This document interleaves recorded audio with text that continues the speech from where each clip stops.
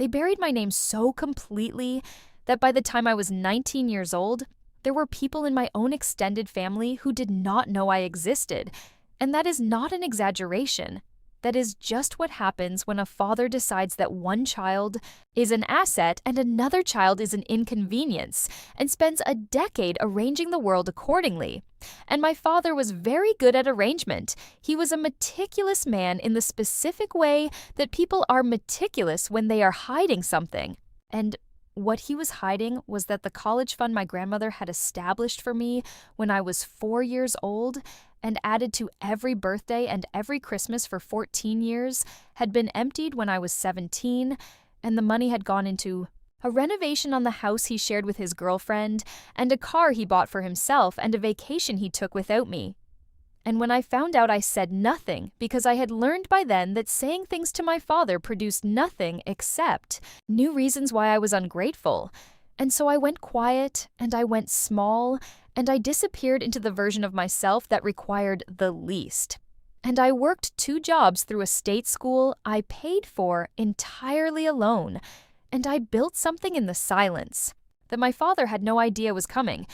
And 4 years ago, he called me to ask for money, and I picked up the phone, and I said, "Dad, I know about the college fund," and the line went very quiet, and I said, "I've known for 11 years," and I said, "Now I'm going to tell you what that cost me and what it's going to cost you." And I said it without anger, and that was the part that I think scared him most. My name is Nora Ellison, and I am 31 years old, and I am a licensed financial planner with a client portfolio that would surprise most people who knew me at 17. And before I tell you what I built, I need to tell you what was taken. Because those 2 things are connected in ways that are not metaphorical, they are structural. And the thing that was taken started with my grandmother Eleanor, who was a practical woman who had grown up without money and understood viscerally what the absence of it could do to a young person's options. And she opened a custodial account for me when I was 4, and she put money in it consistently and carefully for 14 years. And by the time I was 17, that account held $41,000, and it was designated for my education. And my father was the custodian of that account because I was a minor. And because my grandmother had trusted him, and that trust was the most expensive mistake she ever made, because my father had a girlfriend named Renata who wanted a kitchen renovation, and my father had a taste for things that his salary did not quite cover, and the account was right there with his name on it, and one day it wasn't. I found out the way you find out things that people have tried to hide, which is accidentally and incompletely, and then in pieces over time. And the first piece was when I was 17, and I asked my father about the college fund timeline, and he said there had been some adjustments, and I said, "What kind of adjustments?"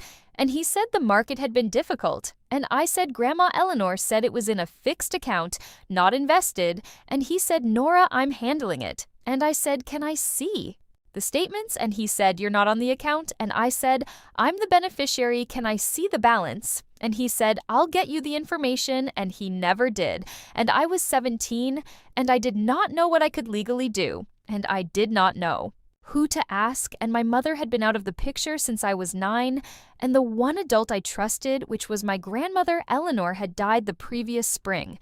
And so I did what I had always done in that house, which was I went quiet, and I kept my eyes open, and I kept moving. What my father did while I went quiet was get comfortable, and comfort in people who have done something they should not have done tends to produce a specific kind of carelessness. And my father's carelessness looked like this. He stopped mentioning the college fund entirely. He told his girlfriend Renata that his daughter was handling her own college situation very maturely. He told his brother at a family Christmas that I had decided to work rather than go to university, and he said it proudly, like it was a choice I had made freely, and his brother said that's very independent. And my father said she's always been capable, and I was standing in the kitchen doorway when he said it, and I heard every word, and I understood that my father had constructed a story in which my missing $41,000 had become evidence of my admirable self-sufficiency, And that story was so convenient for him that he had begun to believe it. And I filed that moment in the same mental drawer, where I had been filing everything since I was 17, and I went back to the kitchen and I helped with dinner, and I said nothing. I worked through 4 years of state school, and I graduated with a degree in finance because I had decided at 19 that the specific thing that had been used against me was going to become the specific thing I mastered, and I took every financial literacy course I could find, and I read everything, and I worked in a bank for 2 years, and then in a wealth management firm for 3 years. And I built a client base quietly and carefully, and I started my own practice at 28, and within 2 years I had 43 clients and a reputation in my professional community that had nothing to do with my father and everything to do with 11 years of working in the silence he had created. And during all of this, I had maintained a surface relationship with my father that was functional and distant and unrevealing, and I called on holidays and I appeared at family events, and I gave him no indication of what I had been building or what I knew or what I had been doing with. The years he had effectively stolen from me and my father thought I had moved on and forgiven and forgotten, and he was wrong on all 3 counts. The hints that I had returned came to him sideways, the way things come to people who are not paying attention, and the first hint was when his brother, my uncle, called him and mentioned that he had run into someone who worked with me and said, "Your daughter is doing incredibly well. Gerald, apparently she runs her own financial planning firm." And my father called me and said, "I heard you're doing well in finance." And I said, "I'm doing okay." And he said, "You should have told me." And I said, "I'm telling you now." And he said, "I could have helped you make connections." And I said, "I know, Dad," and I let that sit. And the second hint was when Renata's sister came to me as a client referral through a colleague, and I took the meeting professionally and did good work for her and said nothing about the family connection. And the third hint was when my father's accountant retired, and my father asked me casually if I knew anyone good, and I said I might be able to help, and I referred him to a colleague. And I made sure that colleague was someone I trusted completely and who knew the full picture and who was going to give my father accurate and professional service, but who was also going to be paying very close attention to the financial history. My father presented. 4 years ago, my father called me and said, "Nora, I need to talk to you about something." And he said he was having some cash flow difficulties, and he asked if I could help. And I said, "Dad, before we talk about that, I need to tell you something." And he said, "Okay." And I said, "I know about the college fund." And he went quiet, and I said, "The full amount, the withdrawal date, the renovation, the car, the vacation."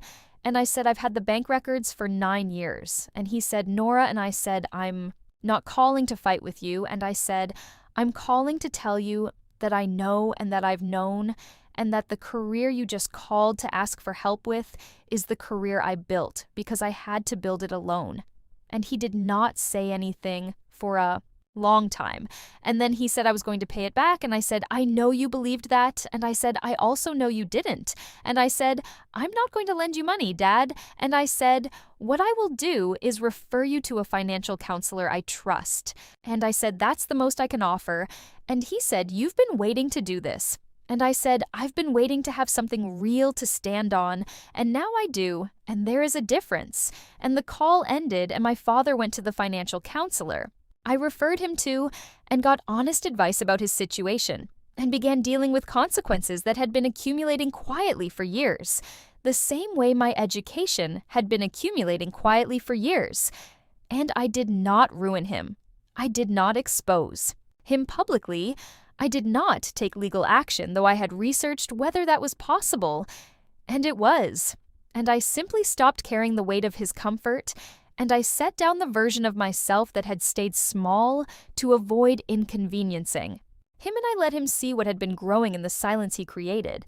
And the thing about burying someone's name is that names have a way of surfacing, and mine surfaced with 11 years of compound interest, and my father had no idea what I had been doing with the time he thought he had taken from me, And what I had been doing was exactly what my grandmother Eleanor would have wanted, which was building something that could not be emptied by someone with their name on the wrong account.